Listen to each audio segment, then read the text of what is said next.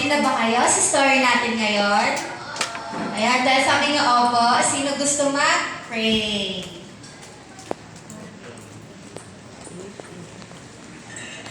Let's pray, dear Jesus. Maraming salamat po sa araw na ibinandog niyo po sa amin.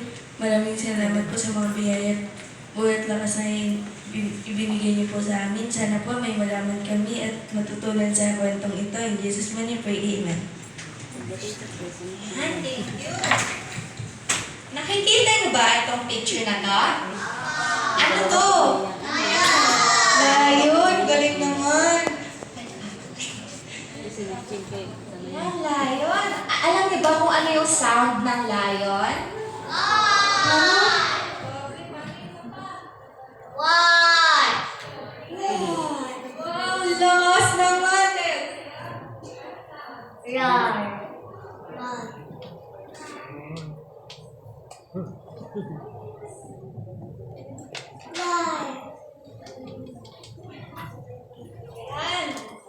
Tama, yan ay isang layon.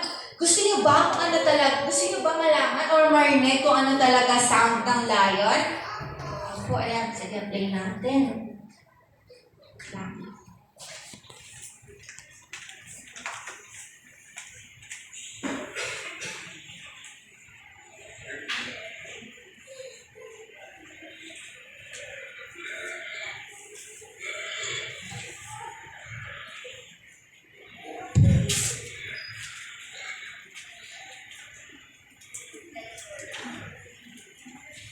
Nakakatakot, no?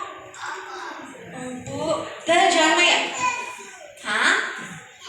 Yan, nakikita yan sa zoo. Dahil dyan, may naalala ba kayo kung ano yung lesson natin para ngayon?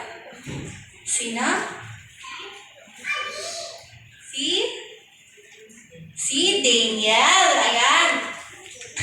Si Daniel, isa siyang lalaki na friend ni God and lagi siyang nagpe-pray. Kaso, maraming mga naiinggit sa kanya kasi friend din siya ng king. Kaya yung mga tao is nagpautos na gumawa ng rule na bawal mag-pray kay God.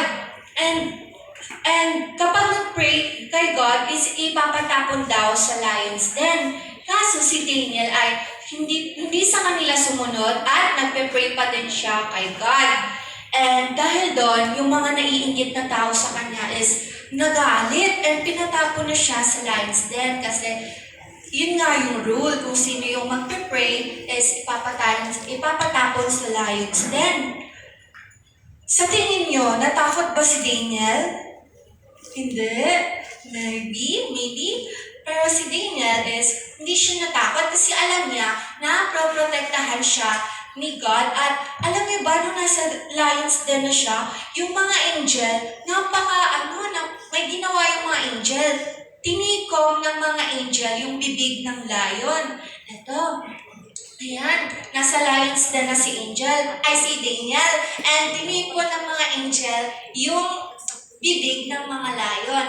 And then, after a day, sabi ng king, pumunta yung king kay Daniel and sinabi, Daniel, are you okay? And sumagot naman si Daniel, sabi niya, yes, O king, God has sent his angel to protect and save me. And did the lions hurt Daniel?